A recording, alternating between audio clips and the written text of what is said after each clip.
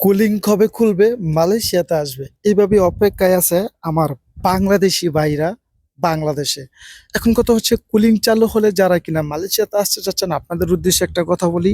সেটা হচ্ছে 2023 সালে অনেক প্রবাসীরা আসছিল ফ্রি ভিসায়, আর মালয়েশিয়াতে কিন্তু ফ্রি ভিসা মানে কোনো ভিসা নাই।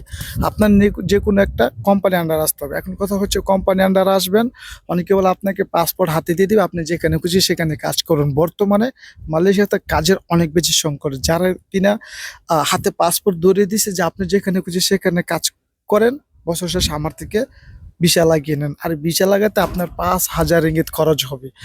আর যারা কিনা কোম্পানি আন্ডার আছে, সম্পূর্ণ এই ভিসার খরচটা কোম্পানি দেয়। ঠিক আছে? এখন কথা হচ্ছে আপনারা আসার আগে অবশ্যই খোঁজখবর নিয়ে আসবেন। মালয়েশিয়াতে কিন্তু 1700 টাকা বেসিক। এখন 1700 টাকা বেসিকে আপনার মাস শেষে কয় হাজার টাকা বেতন আসে।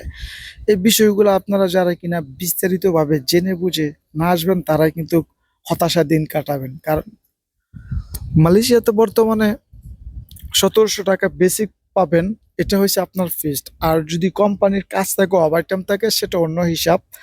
যদি ওভারটাইম না থাকে, আপনাকে সর্বোচ্চ 1700 টাকায় বেতন দেওয়া হবে। এখন সর্বোচ্চ 1700 টাকা বেসিক পাবেন আপনি। এখন এটা যদি 29 টাকা রেট পান, তাহলে কত আসে একটা হিসাব করে দেখেন। 1700 টাকা বেসিক, 29 টাকা রেট দিলে কত আসে। তারপরে এই 1700 টাকা বেসিক পাইলে তো আপনি 1700 টাকা বাংলাদেশে পাঠাতে পারবেন না, এর ভিতরে আপনার নিজের খরচ আছে। হ্যাঁ, তো এই বিষয়গুলো যদি আপনারা বিস্তারিত একটু খোঁজ খবর নিয়ে হিসাব করে আসেন, তাহলে হয়তো আপনার মনে একটা আফসোস থাকবে না। অনেক প্রবাসীরাই মানে হুজুগে বাঙালি আছে না, যে আমার চাচতো ভাই, আমার খালাতো ভাই, আমার ফুফাতো ভাই, আমার প্রতিবেশী বিদেশ গিয়ে অনেক টাকা কামাচ্ছে, তাই আমিও বিদেশ যাব, অনেক টাকা কামাবো। এমন করে অনেকে আইসা এখন টাটা বাসের চিপায় পড়ে গেছে। এখন কথা হচ্ছে আপনার কি যোগ্যতা আছে, আপনি কাজে মানে কি কাজ জানেন। এই মালয়েশিয়া আসলে কি আপনি মালয়েশিয়ার ভাষাটা শিখতে পারবেন? অনেক বিষয় আছে। এখানে আসলে যে অনেক টাকা কামাবেন, এটা কিন্তু না।